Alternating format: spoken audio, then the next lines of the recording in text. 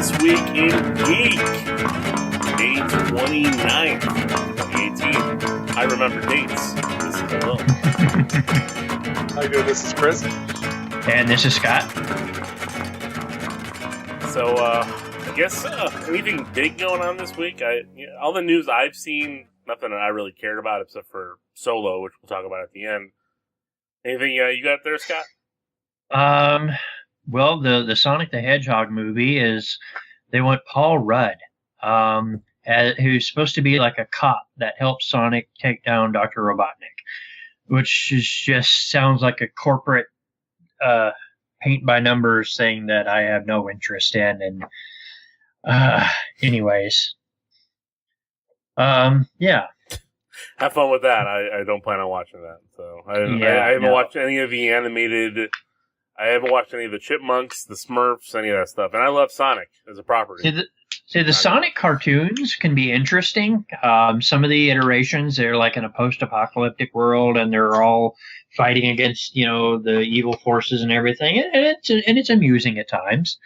But, pairing it up with a human partner and probably like live-action CGI mix just sounds dreadful. I don't know why they do that. Because he's in Marvel and they can think they can piggyback on him. So yeah, not for me. No, probably not for me either. So that's an over on This Week in Geek. Well, Magic the Gathering has a new supplemental set called Battle Bond, and it is set for Two-Headed Giant, which is a format where you have two players playing together, sharing a life total. It's kind of like a team format. So it's set like that. So it's got a lot of cards that work where you complement each other's decks. But the interesting thing is that it has some much-needed reprints. Cards like Doubling Season and True Name Nemesis. These are cards that would destroy Standard. So this is a supplemental set. And they're putting them in this so that people can pick up copies without spending massive amounts of money and get those cards. Like True Name Nemesis alone is, it was printed once in a deck and people realized it could be used in legacy decks and it just went nuts. So much needed reprint. Also Sky Shroud Claim. A lot of people looking for that. That's called Battle Bond. That's out in June 8th. Is that going to kill the aftermarket on the card? It doesn't kill it because they meter how much they print, but it is intended to bring down the aftermarket a little bit to make it more affordable for more people to play. They have to balance not printing too many to crash the market, but also printing enough that more people can actually play. That's cool. Now, is this like a tournament card or not? It's a non-standard set, but there is sanctioned events for it. But True Name Nemesis, can be used in a lot of legacy decks. It basically locks out an opponent. If you can get this card on the board, you can lock out your opponent and he can't do anything because it grants yourself protection from anything your opponent does. So, nice. Yeah. So it's a lockdown strategy, but much needed reprints in this set, but plus some very nice new cards, some new Planeswalkers, and some new partner cards. Hey, is Pokemon Go doing anything? I thought I read something about that, or was that a couple weeks ago? It's ongoing. They've been doing community days each month, where they're, for a few hours, one day a month, they'll have one Pokemon is really, extra available, and if you evolve one, it'll learn an exclusive move. And then they've also done adventures and like field research where you can do one thing a day, like catch 10 Pokemon or evolve 5 Pokemon or something, and you get stamps. And if you get like 6 stamps on that 6th day, then you get a encounter with a super rare Pokemon. So I was able to get a Zapdos and a Moltres and some nice Aerodactyls that otherwise you wouldn't be able to find in the wild. Is that why everyone's hanging out at my house every once in a while? Yeah, probably so. Yeah, they've really kicked it up a notch. They've made some improvements, and they just released another patch for the game today that helped the UI. You're able to get at items quicker and sort through things like that better. Yeah, that was a little clunky in the beginning for sure. It was very clunky, yeah. That's good. The only couple things I got is this whole Roseanne thing. Oh, what a train wreck disaster that is. So, Which one? well, Roseanne is canceled because she made some racist tweets. Yeah. Now 300 people are out of a job because she can't control her job. So, Yeah. thank you. Yeah.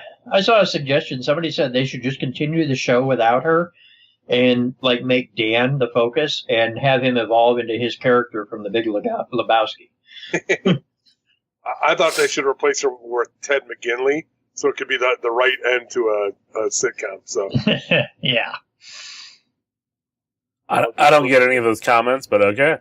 So Ted McGinley in the 80s and 90s, like late 80s and 90s, anytime he showed up on your sitcom, you knew it was almost over because Yeah, because you got married with children. Yeah, he was the killer. He did Married with Children. He did it on I think it was Happy Days, and he did it on some other show.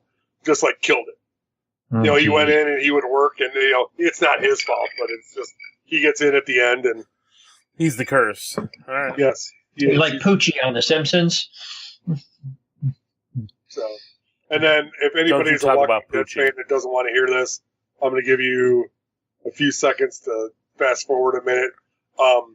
Andrew Lincoln, who plays Rick Grimes, is reported to be done and killed off in this season, the next season of the show. And he's been the main character since literally the first scene in the first episode that we saw on TV. And he's the main guy. And he's supposed to be killed off or something happens to him in this season. So, and they've been leading up to it for a while, but this will be their 9th season, and that's a pretty good run for any sitcom or any show. Yeah, that's I saw that, and I haven't kept up on the series. I've read some of the comics, but yeah, I mean he's the lead. I'm not sure. I mean, sure, it makes sense that in a zombie apocalypse people are going to die, but he's the lead of the show. I'm not sure. They have no problem killing off good guys, but he had his big season this season. This was all about him basically, and it paid off at the end. And I think it's about done. His son died. I think it might be just time for him to ride off into the sunset. I think it's time for the show to ride off into the sunset. What? I think it's time for the show to ride off into the sunset. I've been done. I've been out for the last couple of years. I have no interest getting back in.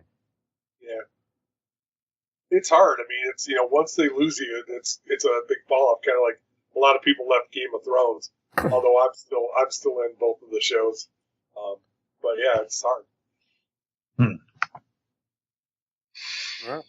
That's pretty much about all I've got. That's of any note. All right. Well, I guess then it's time to talk a little Solo.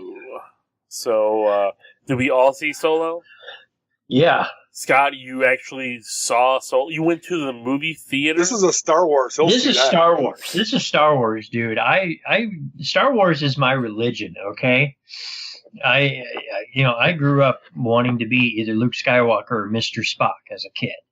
I mean, this is my religion. The special editions was like, somebody going through a family album and drawing mustaches on everybody.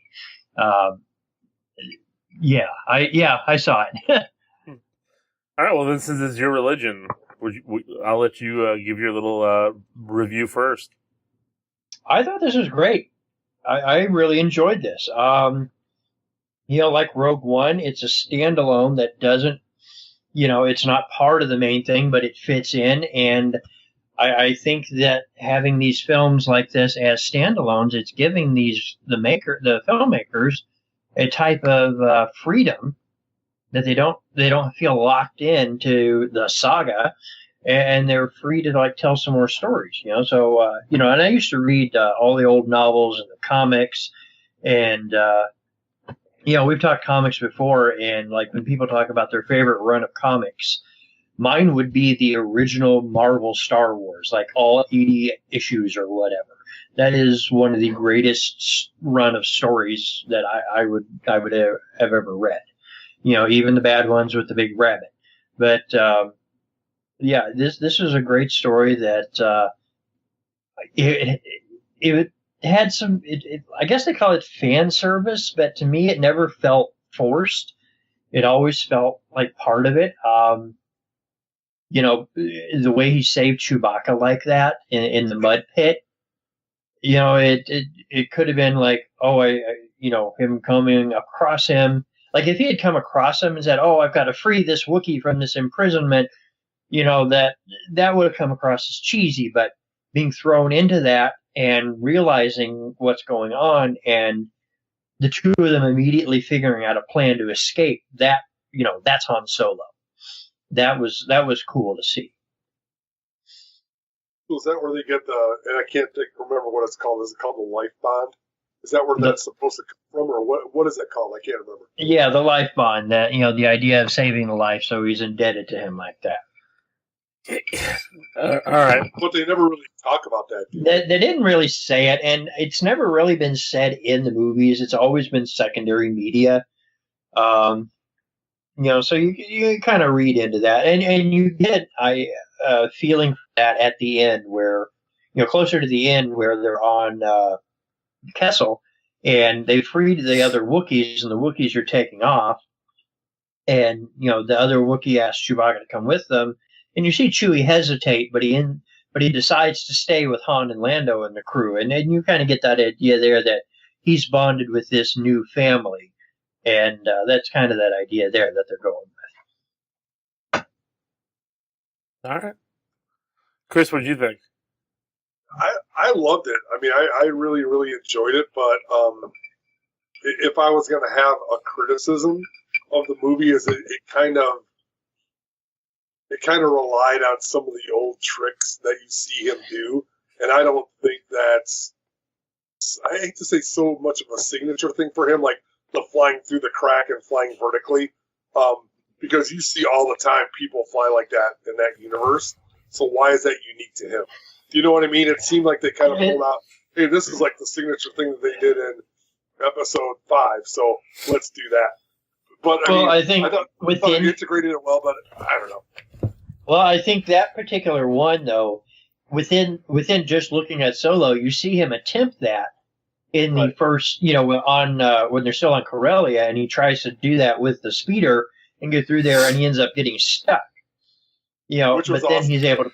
I know that was a great kind of flipping the trope on its head thing, and that's kind of what they were playing with. Is he screws it up that first time, but he gets better over time, and then he pulls it off. So I think that's one of the ones that you have to look at just as within that movie, just within Solo, right? As that kind of a growth kind thing of there. Forced to me that they could have relied on other things, and I mean he's supposed to be this great pilot, so that doesn't, to me, it doesn't seem like that's crazy of a move, because you see what the TIE fighters do, and they do similar stuff all the time, just not always executed. That's all. I mean, but I loved it. I thought it was great, and I thought he did a good job of capturing the essence of Han Solo without. Yeah, I know. I mean, but it was very piney. It was very piney, but it was good. So I saw so many criticisms of him, and so many people talking about how some other guy named Anthony Ingruber, I don't even know what this guy looks like. I never even looked him up, but they wanted this guy, Anthony Ingruber, to do it. And I mean, he kind of looks like Ford, but I mean, to me, Alden, he found a different part of Han Solo. We saw Harrison Ford in, the original trilogy. We saw him in The Force Awakens, but Alden was able to find a different place. We didn't want to see the Han Solo. I mean, you couldn't see the Han Solo of the original saga. You had to see a younger Solo. You had to see one still learning. And I think Alden got that. He's cocky, but he still knows when to shut up and listen. Because the whole twist, he listened to Beckett. Beckett said that people would betray him. And Han knew that Beckett would probably, betray him again, and he did. So we see Han learning from that.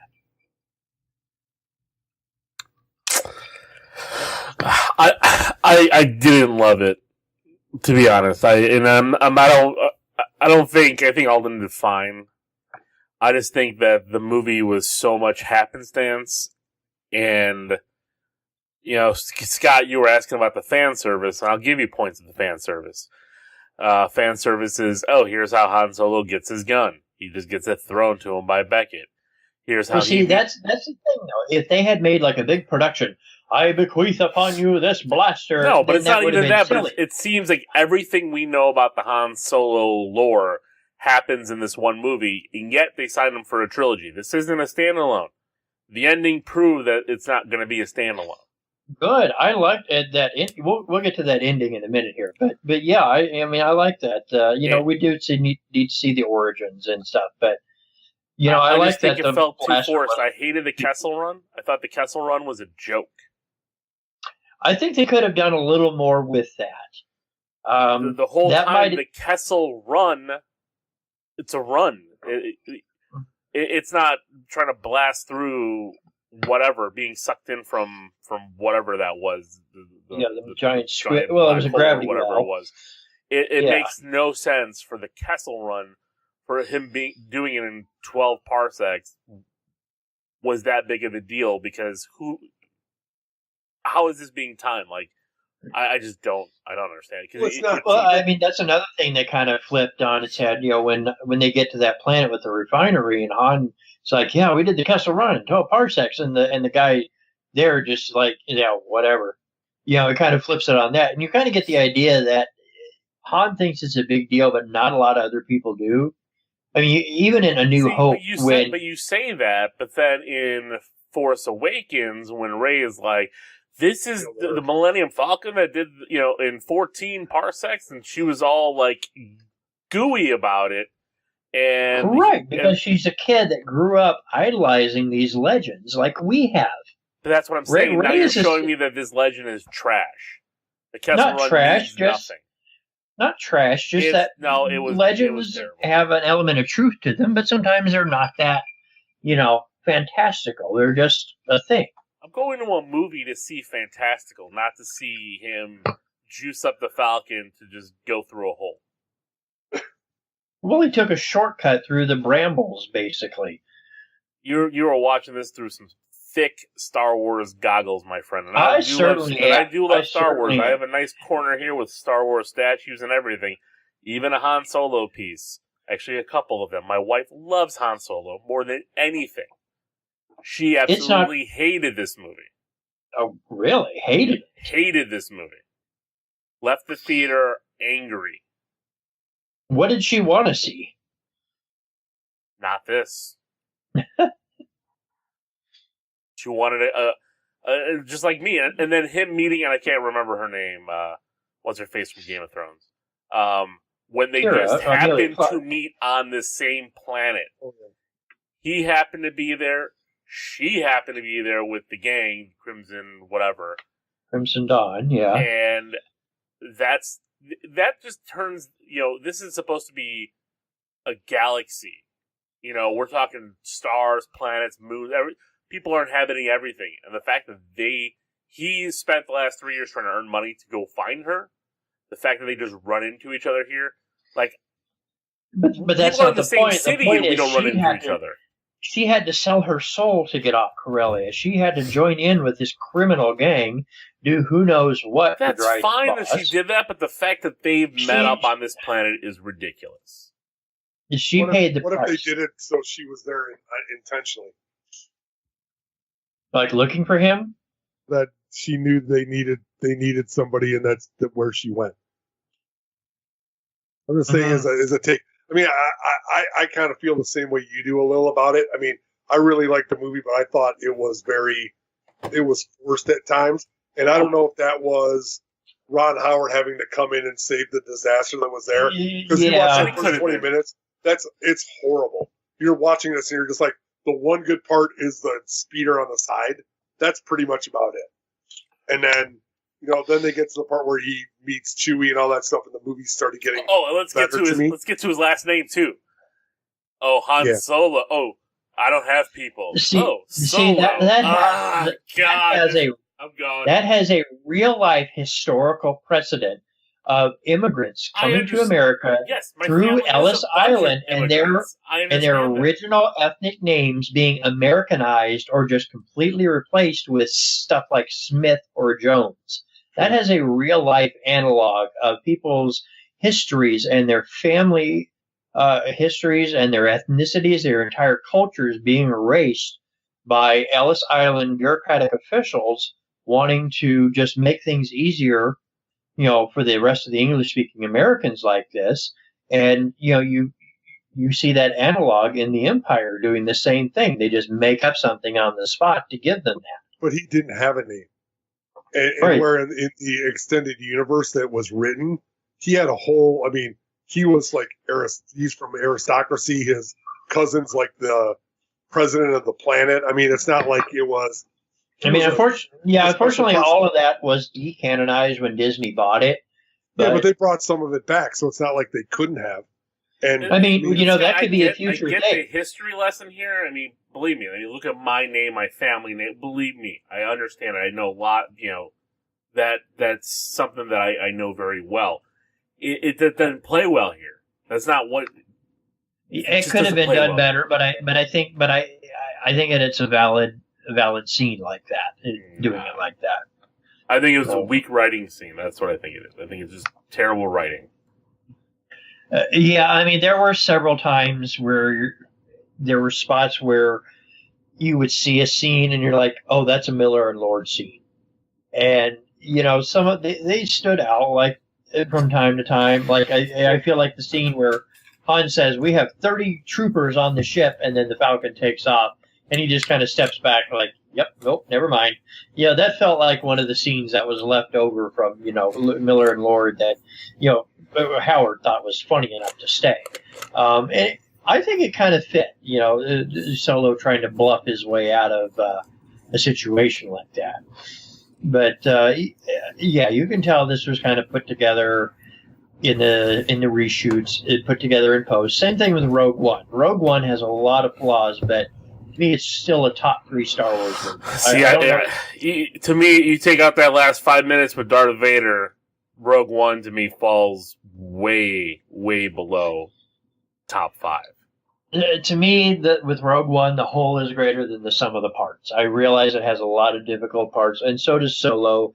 It does suffer from those same issues. I was looking at some articles here in prep for the show, and let's go ahead and get to it. Darth Maul is a criminal syndicate boss. So that was something. I'd seen rumors about a cameo, and I had no idea it could be somebody like Darth Maul. Even though I knew he was alive at the time due to Clone Wars and Rebels. Yeah. But to have somebody like that just was awesome. I loved that. Really? To me, it felt them doing a cheap trick, just like they did for adding Darth Vader at the end of Rogue One. I think you need things like this to tie this into the main saga, to say, okay, this stuff is happening in this galaxy, but remember, you've still got the Sith and the Jedi, and the Rebellion and the Empire. Well, you don't have the Rebellion, because this is the start right here of the Rebellion. Han started the Rebellion here by giving them that fuel. Right. That's what this group was, and that's another thing that I was not a fan of, because the Rebellion, we've already seen through lines of the Rebellion starting from the prequel trilogy throughout. Like, why this one group here that kind of, in how I feel about when they unmasked, kind of came out of nowhere, it felt all forced, and it felt all forcefully trying to put things together, forcefully trying to make those ties when it shouldn't have. It should have been Han in his own adventure away from all this stuff. I gotta disagree, because I kind of, when you're telling a story like this, and I was kind of arguing with somebody at work about this a bit. He was trying to test me on some Star Wars stuff, and I said, you have to remember, Star Wars is not science fiction.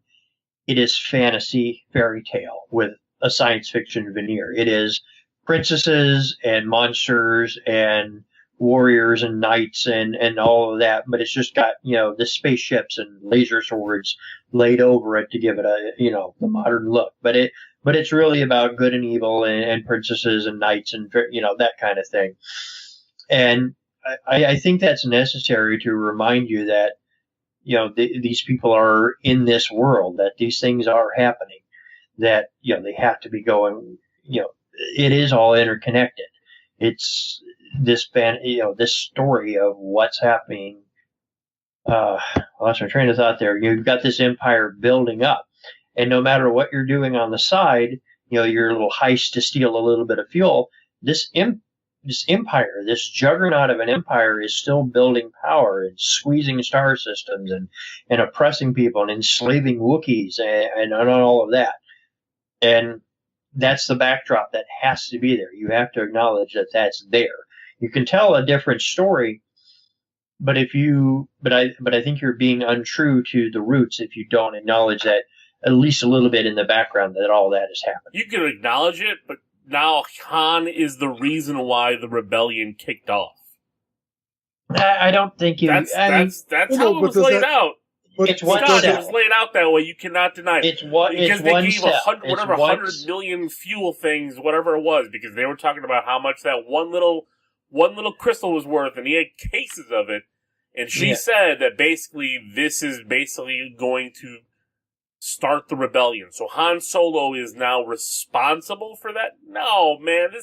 They were already rebelling. They were already rebelling. He gave them a boost, certainly, but they were already rebelling. And did you watch Rebels at all? Yes, I watched Rebels. Of course I watched. Okay, you see that there were isolated cells. There wasn't a organized resistance at any point up until a few years, right before A New Hope. There were isolated cells. Sometimes they'd contact each other, but they were each doing their own little things, each doing their own little terrorist actions, and sorties against the Empire and stuff. But this is one of those things that a trigger, like a flashpoint, if you will, that helped move the course of history along. I just don't like that Han Solo was responsible for that trigger. I think it's okay. I don't have a problem with it because it's not something he said, I'm going to steal this fuel to help the rebellion. It's, he's stealing the fuel for himself to get a ship and everything, and he comes to realize that he can do something better.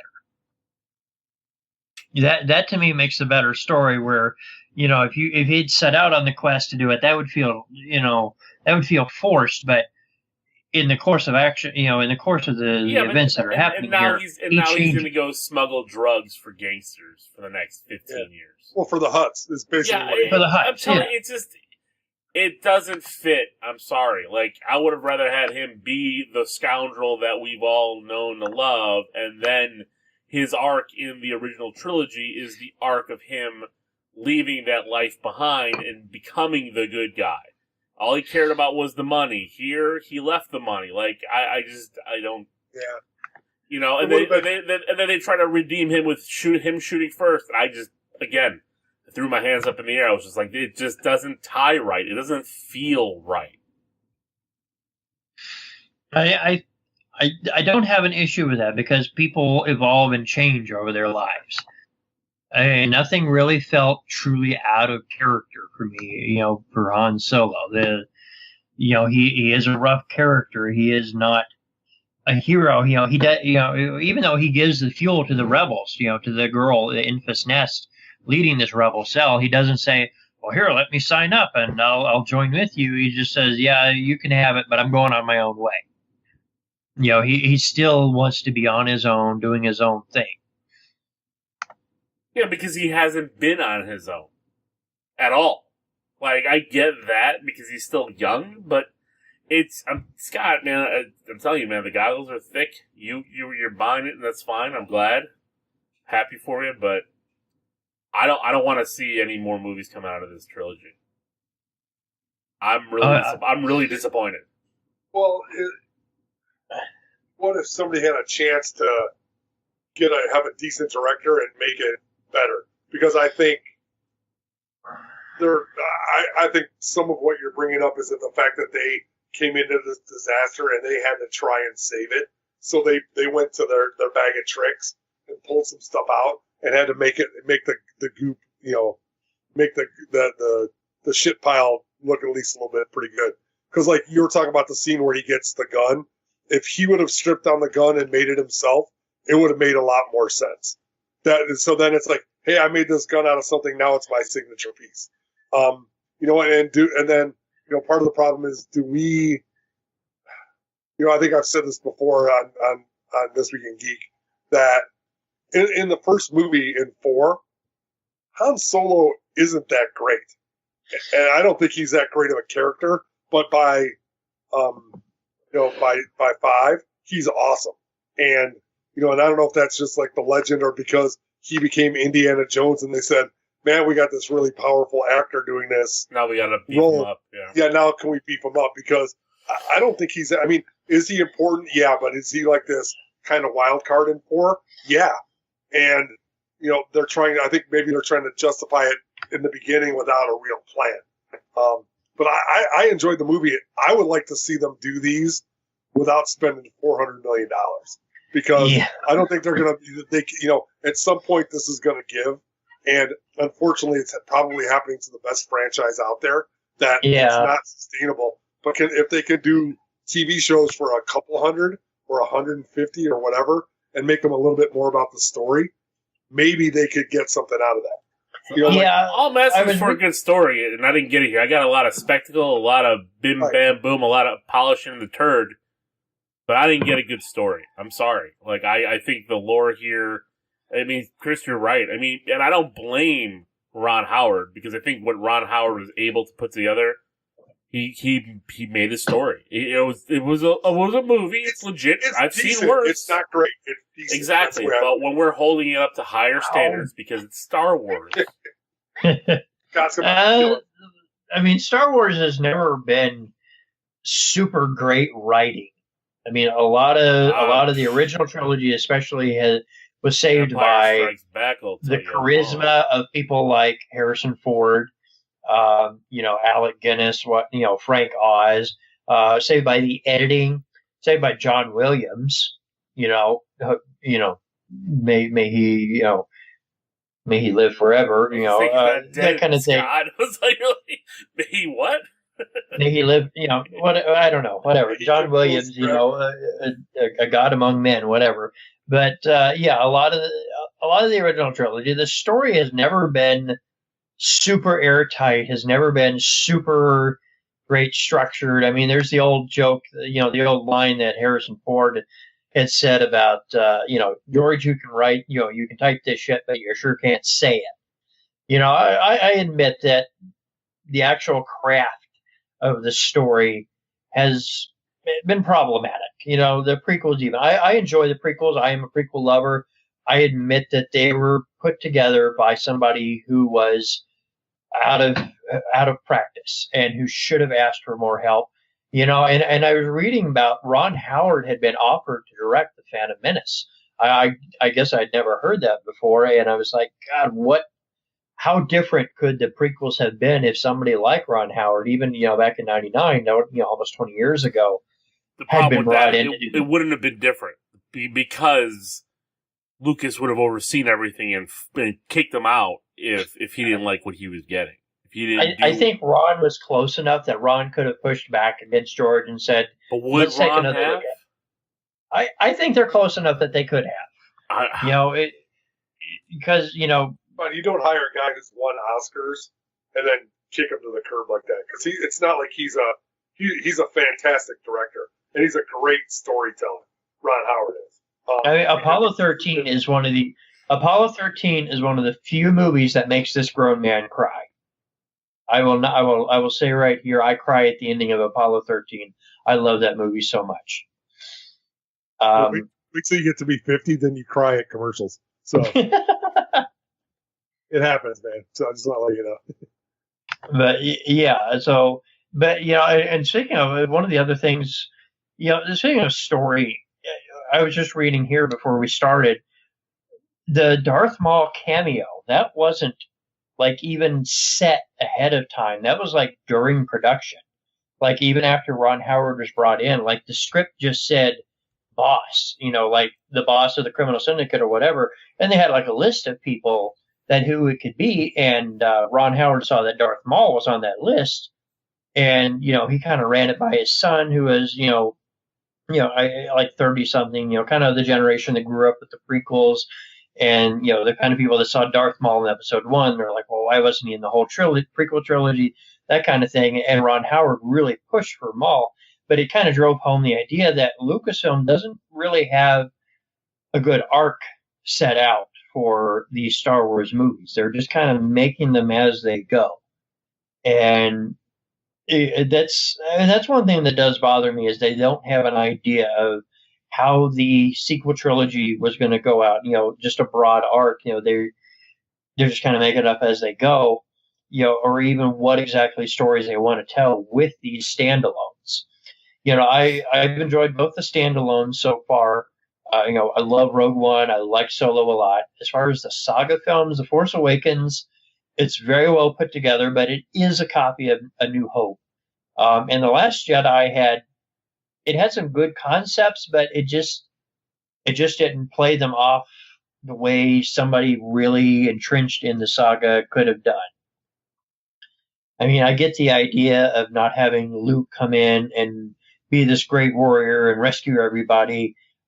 Instead he does the trick with the astral projection, which, I don't have an issue with, but I think it would have worked better if Luke would have tried to be, jump in with his laser sword and try to save and then fail, and then use the astral projection trick. He steps back and realizes that fighting's not always the answer.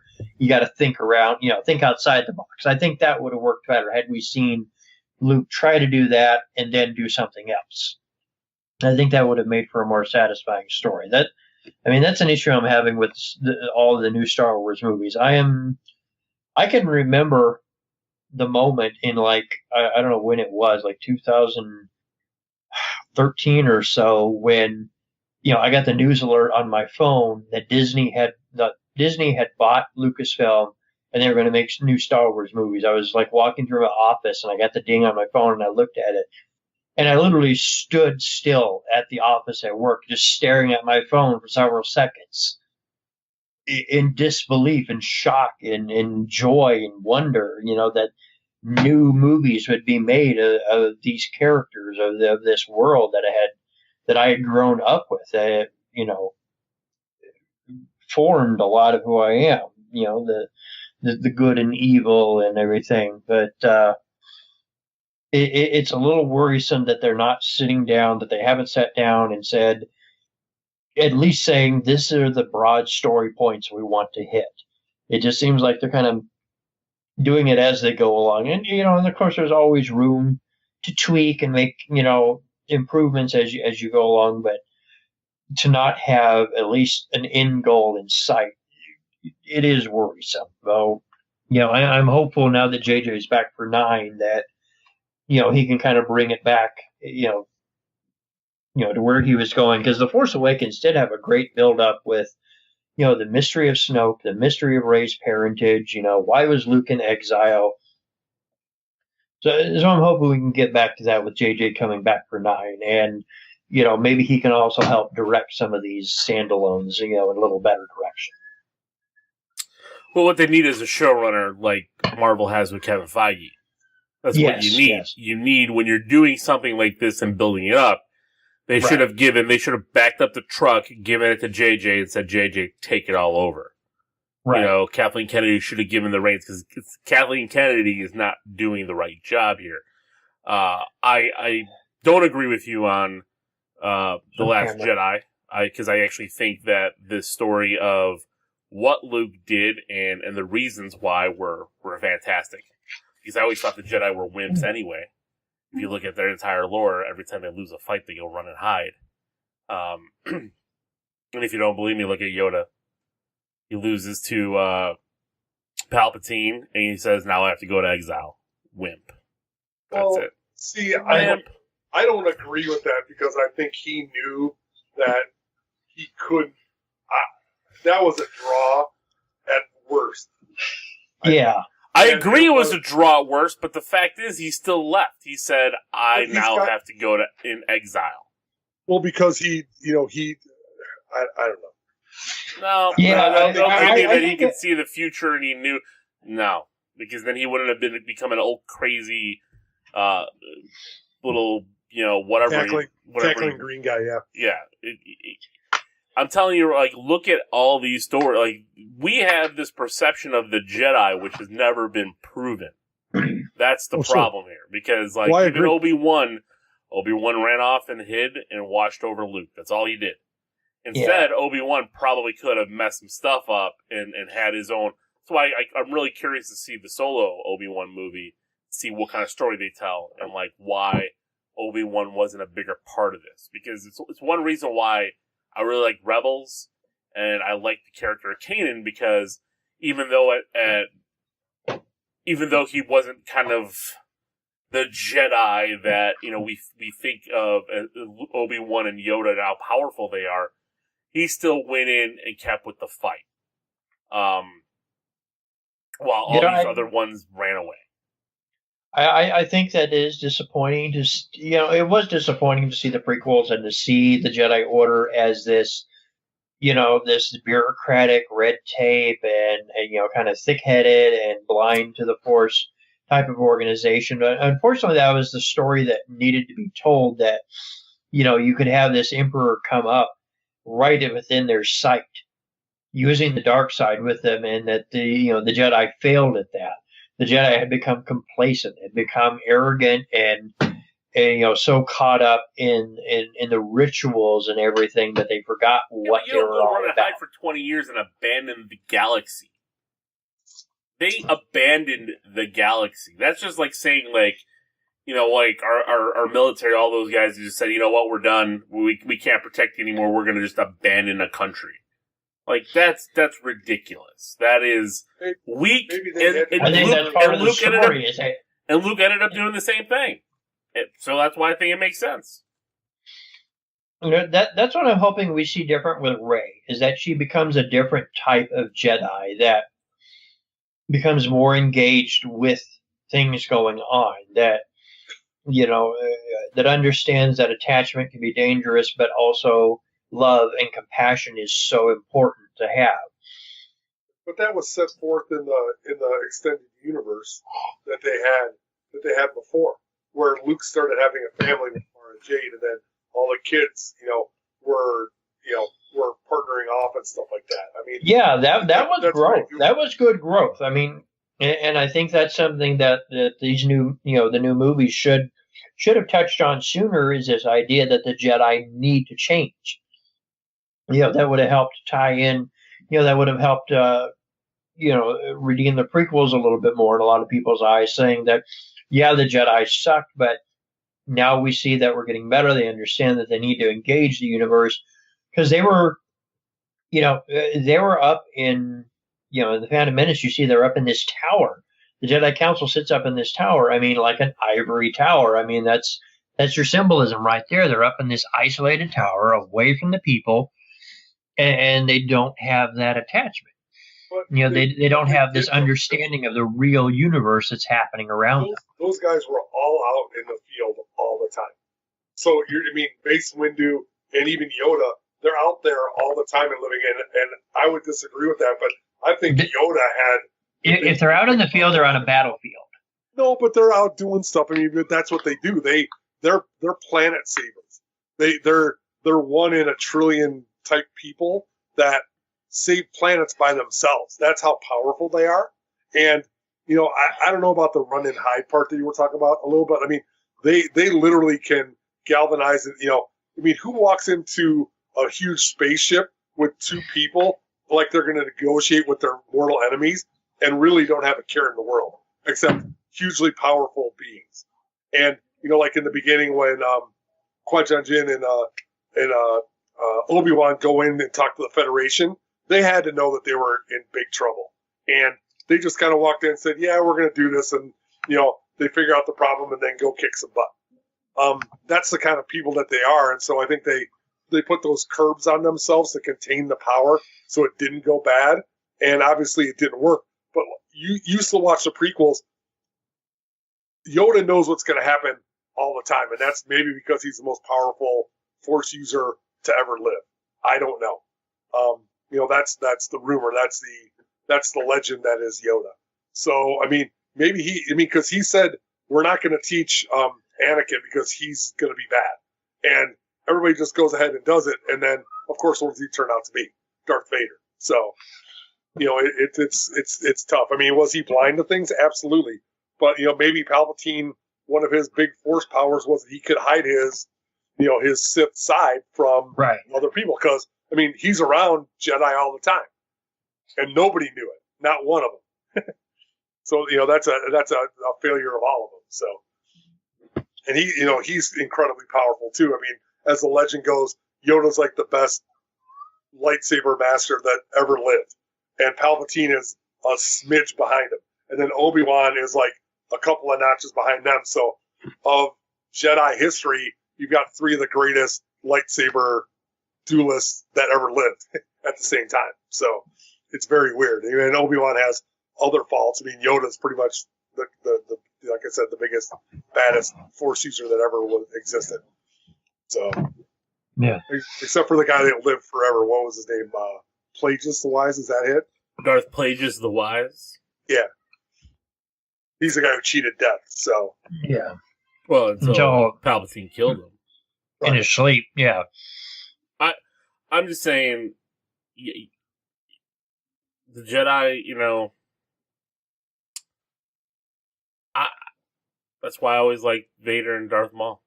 They're all weak. You look at Obi-Wan. Obi-Wan's pretty much almost as big of a rebel because of Qui-Gon Jinn, because he was a big rebel, didn't live by that kind of trope, and there were other people that didn't do that stuff.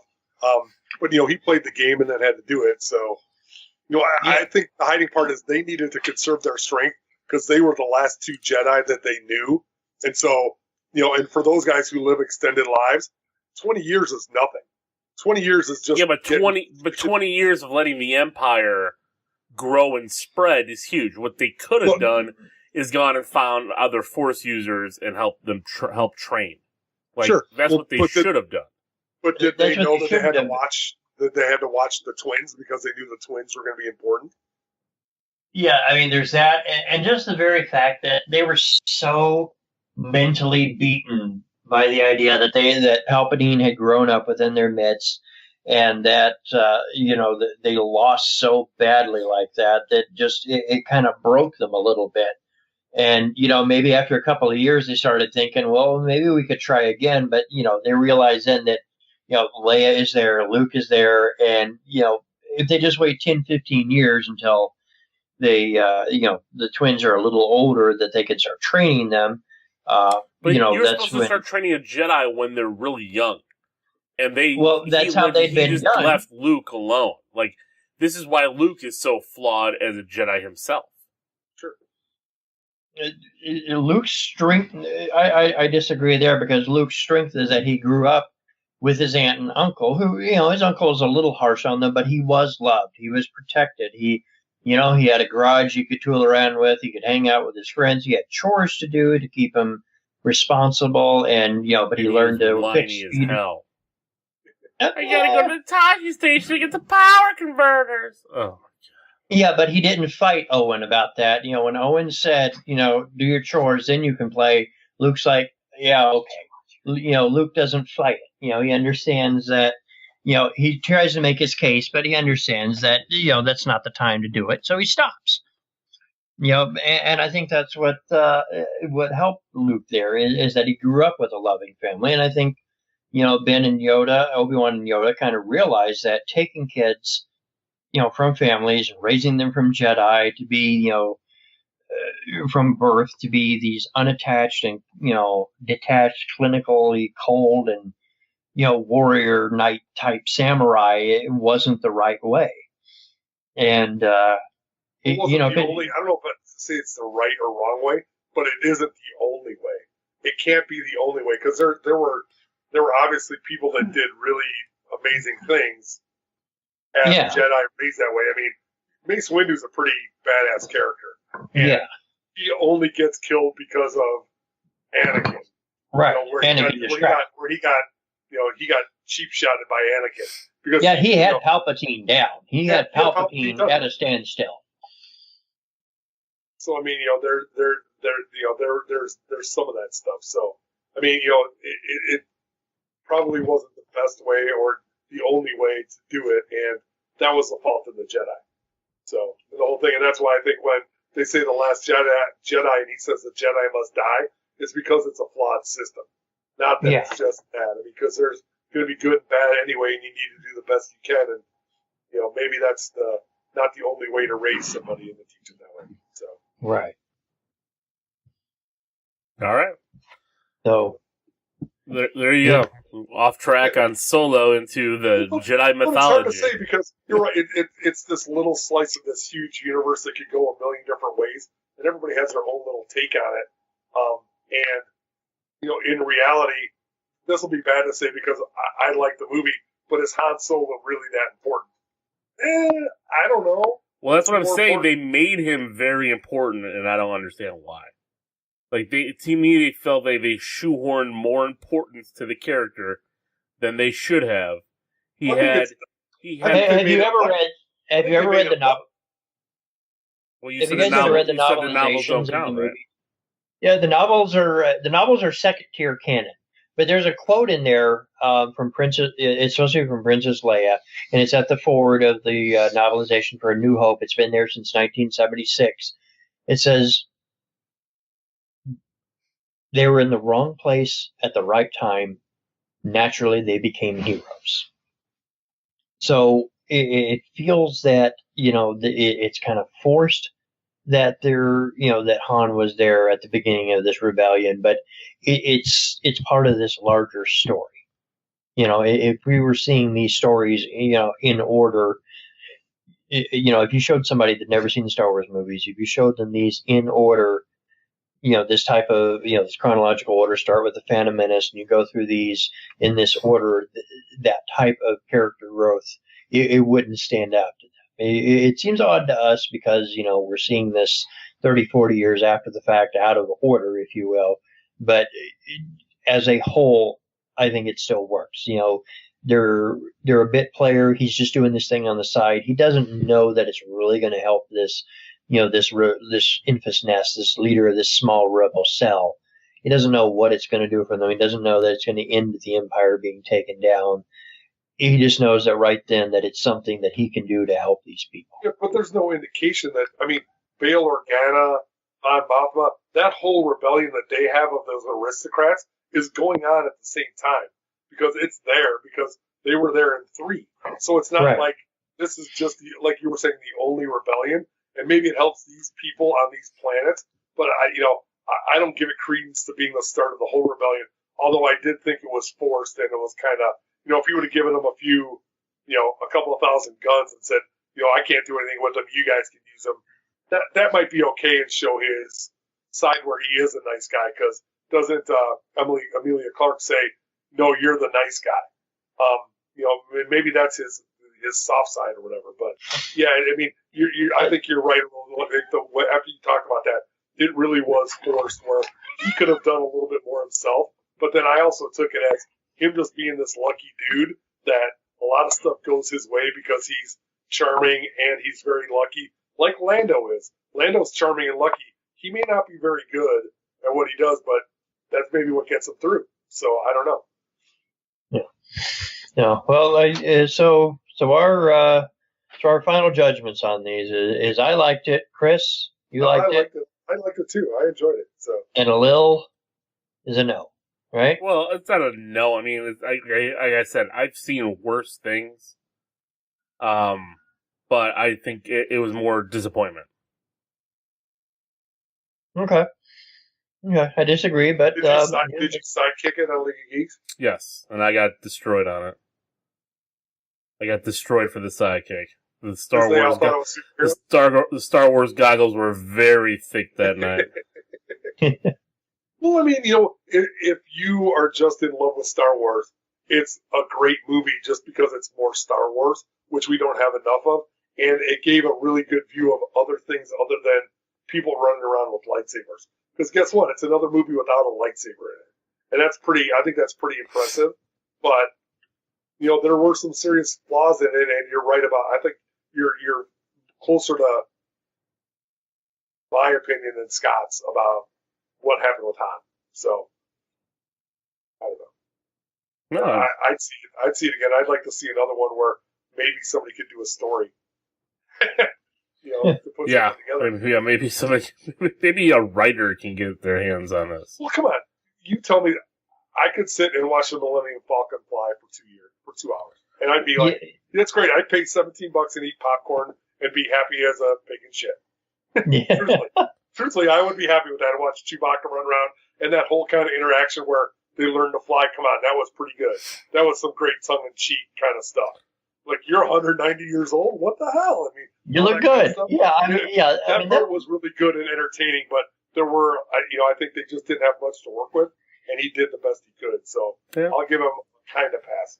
All right. Not a total pass, but kind of one. So. All right. Well, I think that's it. I think, Scott, you want to give your social media? I am on Tumblr and Twitter as Scotty Smurf. Chris? Great. I can be found at theblueboxcafe.com or Blue Box Cafe or Blue Box Cafe 176 on social media. And also, if you guys are in the Indianapolis area and are going to Indie PopCon, Chris and I, along with Rob, who's here when he feels like it, will be performing a podcast marathon on June 8th. And we'll be also performing some shows on the main stage there at Indie PopCon on June 9th. So check out This Week in Geeks Facebook page, Twitter, for more information there on times and the different shows. Because I think we're going from, 9 to 7 on Friday? 10 to 7, 9 to 7, that's a long time, whatever it is. We have a long day, a long weekend ahead of us. So definitely check us out. Hunt us down. Just come and say hi. So we'll be there. Scotty can't make it, unfortunately, but hey, he loves Solo and hasn't even seen Infinity War yet. So we've got our priorities, right? I was playing the Lego Avengers game on the Xbox with my son yesterday, so if that counts for something, I don't know. All right, and you can follow me on Twitter at the League of Geeks at LOGEEKZ, and on Facebook and on Instagram at the League of Geeks. And that's it for tonight. Enough said.